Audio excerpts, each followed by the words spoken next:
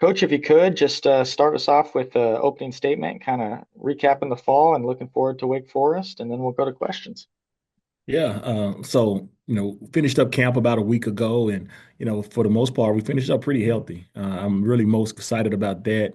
We were able to avoid any major injuries per se, and a lot of bumps and bruises. So we spent probably the last, I would say, 7 or 8 days just trying to make sure the guys get their legs back underneath them. And then also too to kind of gear our preparations toward Wake Forest, which is the big thing. We had a really good camp. I thought, we were able to assess some positions and really identify some young players too that may be able to help us, this year upcoming. Every position group, I felt like from the transfer portal guys that we brought in the first and second session, the first portal guys, you could see them really grasp our schemes and get better. And then the second transfer portal guys getting acclimated to what we were doing this summer, and then kind of, really carving out a role for themselves. To be honest with you, this upcoming season was really good to see. So just really excited, just about time to hit somebody else. I think these guys are kind of tired of looking at one another and going against one another. So it'll be good to get in that stadium at Wake Forest in a couple of days and just kind of, embrace the opportunity to go against an opponent like that, one of the Power Four opponents in the country. And, obviously we all know with those resources and what they have and have they're working with. But our guys, are not going to shy down to any kind of competition. We've talked about that a ton, and we've got some guys themselves that come from programs like that, and they just kind of continue to talk to some of those guys that haven't been on that stage before about what that atmosphere on game day is going to kind of look like. We'll open it up for questions, and if folks are not utilizing their video, if you can use the raise hand function, or if you are using your video, just raising your hand will work. Kai, we'll start with you. Coach, what can you tell us about the state of the offensive line and how you feel about it heading into the season? We've been able to carve out about, I would say, 6 or 7 guys we feel like are going to be in the rotation up front, which has been really good for us this upcoming summer, then going into the fall. Just the way these guys have adapted to what we want to do and the type of tempo and the kind of system that we've been able to put in. Obviously, we've had to adjust some of the things just from a standpoint of some of our installations to really benefit and really take advantage of what they do well. I've said it before, some of the things we've done in the past we can't always do, but good and bad. Some of the things that we weren't able to do because of the skill set up front, we're going to be able to do here. But I think it's about 7 or 8 guys, give or take, that are really going to be able to help us win some football games. And I think in this nature in the beast at this point in time in college football, when you start talking about offensive line, you want to have a little bit of depth. I feel like we got a little bit of depth of some guys that come in when guys get tired throughout the game or throughout the season for that matter. Coach, Wake named its starter a few days ago, and Robbie Ashford, who spent time at two SEC schools. I'm sure you've had a chance to go back and look at the tape. What jumps out about him? Well, you look at his resume, obviously he's played at, two premier programs in Auburn and South Carolina, but the speed and athleticism is real. He's a power forward talent, both as a quarterback and as an athlete, to be honest with you. We got to do a great job of setting the edges and doing a great job of making sure we can, tackle that guy because he's big, he's strong. And, I would be remiss if I didn't talk about like how, he's played quarterback at a high level at programs that produce high level quarterbacks. So, we got our work cut out for us.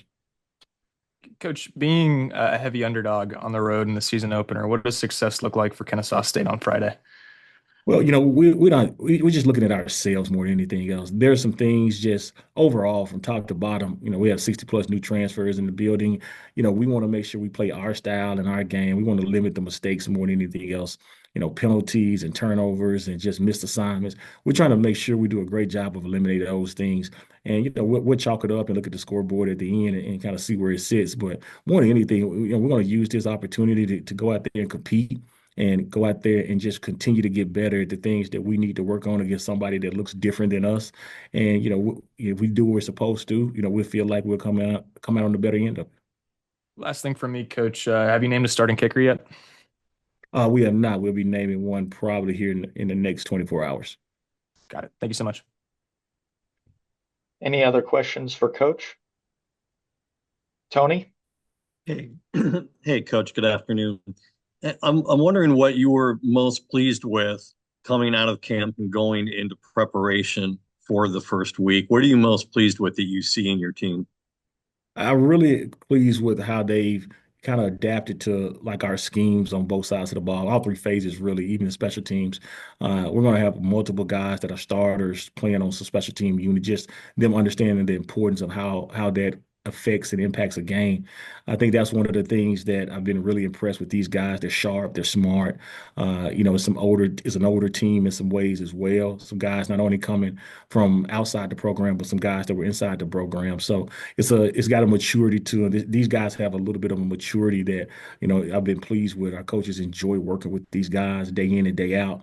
But just the way they've attacked, just trying to learn our schemes and our systems and what coaches ask of them, we rarely make the same mistake twice, and that's the signs of a team that is showing some maturity. And I think if we can continue to grow in that phase every week, I think we got a chance to really shock some people and come out successful.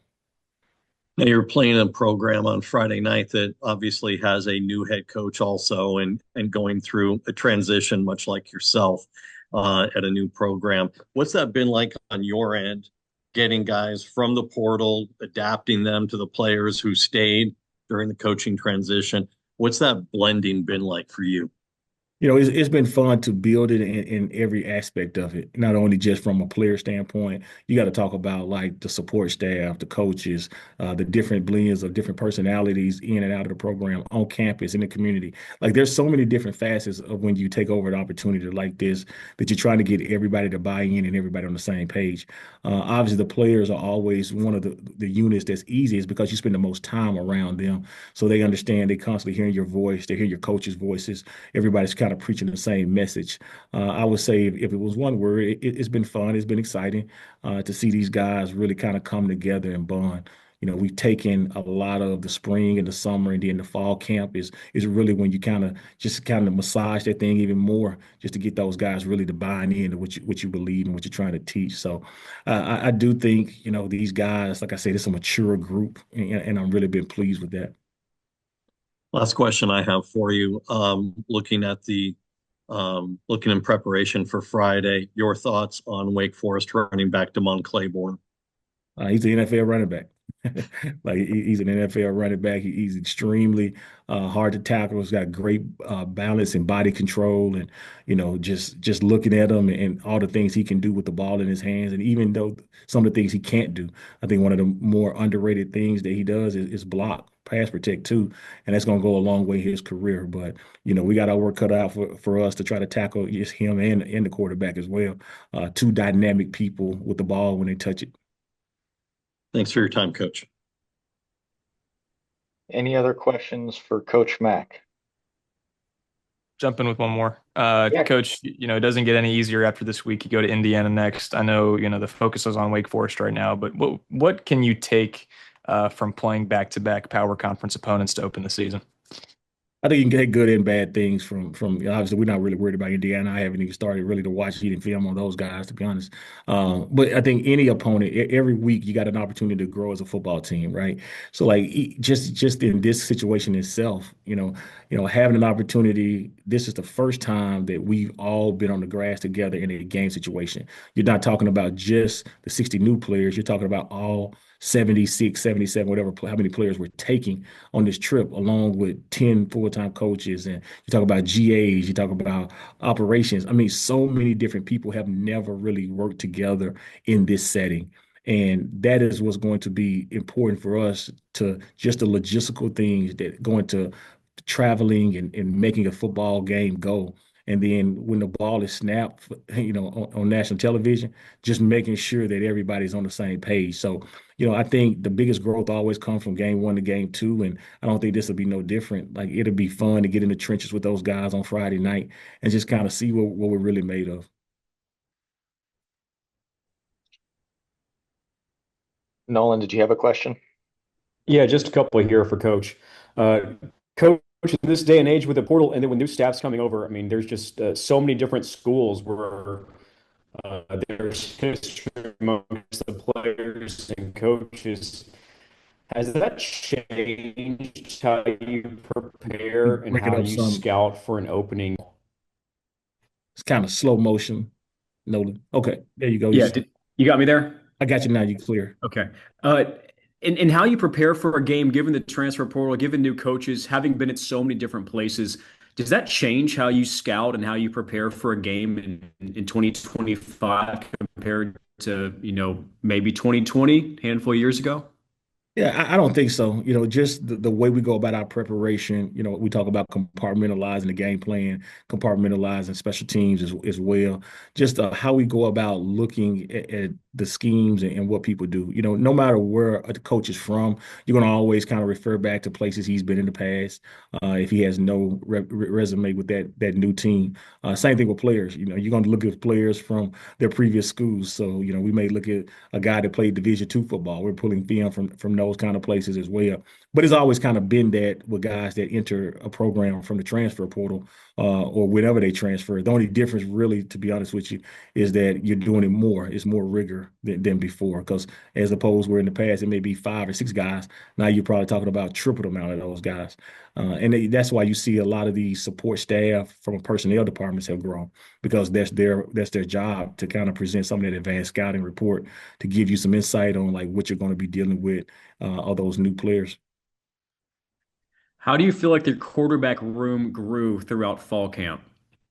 Really impressed and really pleased with the way that room continues to develop. Not only from the top, obviously we named Dexter Williams the starting quarterback, but also too just from the floor. Tommy came in, did a heck of a job. He had some familiarity with this system and some things that we were already doing. So, his growth, his development. Obviously, he didn't win the job, but he is a smart guy that is going to have a chance to compete. And then second, Amari. Amari took so many jumps from what he did in the spring. Just the pocket awareness, the presence in the pocket, the leadership. I mean, you talk to anybody in our building, they'll tell you his growth from the spring to really fall camp was something that we've never seen before. He's got a chance to be a really good quarterback. We're really excited about his development, and we really feel like we got two guys that people trust in the building. Our players, they have trust in them, and they have some leadership ability as well. But obviously Dexter won it, and we're going to ride with him, and he's excited about the opportunity to get out there on that grass again and be the starter. On the flip side of the football, for your front seven, what growth did you see out of them in fall camp? I would say the front defense side of the ball.